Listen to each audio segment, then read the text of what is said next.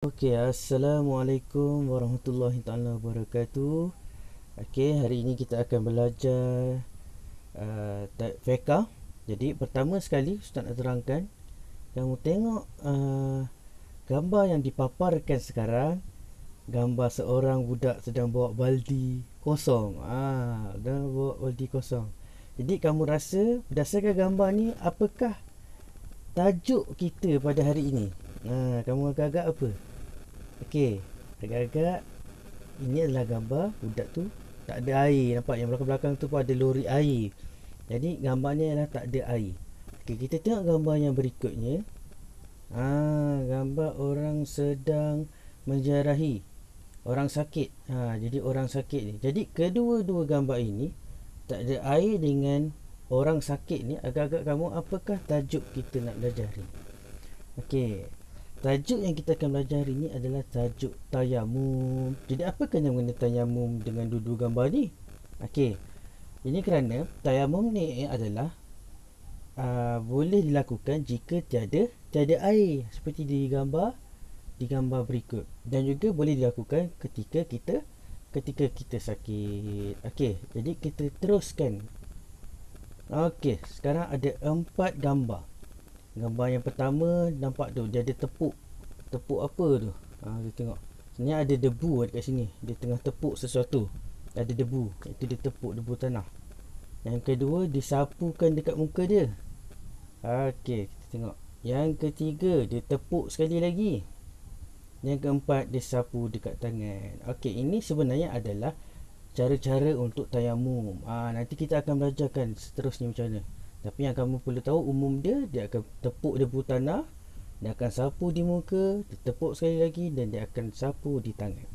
Jadi mari kita lihat apa itu tayamum. Okey, di dalam buku teks kamu, pengertian tayamum ialah menyapu debu tanah yang suci ke muka dan kedua-dua tangan hingga ke siku dengan syarat-syarat tertentu. Okey, kita tengok balik.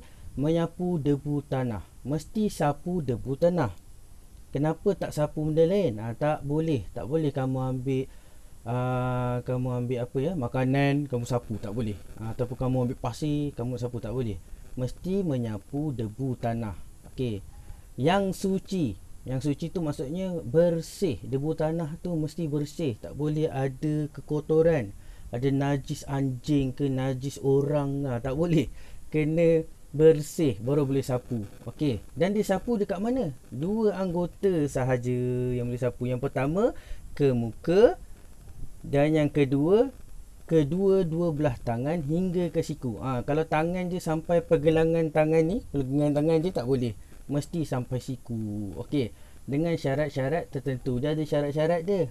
Nanti next kelas kita belajar apa syarat-syarat dia. Okey, mari kita baca bersama-sama. Okey, murid dia tanya, "Ustaz, tangan saya sakit dan tidak boleh terkena air. Bagaimana saya hendak berwuduk?" Jadi budak ni dia sakit, tangan dia tak boleh kena air. Kalau terkena mungkin sakit ke apa ke kan, makin teruk ke. Jadi dia nak solat, macam mana nak berwuduk? Ustaz dia jawab, "Mudah saja, kamu boleh bertayamum bagi menggantikan wuduk." Murid dia jawab balik, "Oh, jadi kita boleh bertayamum apabila kita sakit dan tidak boleh berwuduk." Ustaz yang jawab, "Bukan sakit sahaja."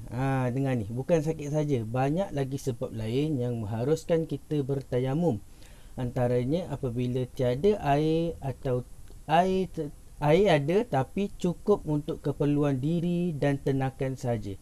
Ketiadaan air mutlak dan cuaca yang terlalu sejuk. Maksudnya kalau cuaca tu terlampau sejuk pun, kena air tu sakit kan, pun boleh bertayamum. Jadi hari ini tayamum tu ialah untuk menggantikan air. Contoh, tiba satu hari air langsung tak ada kan, kita dah cari air tak ada, tapi kita nak kena solat tu wajib. Jadi boleh berwudu.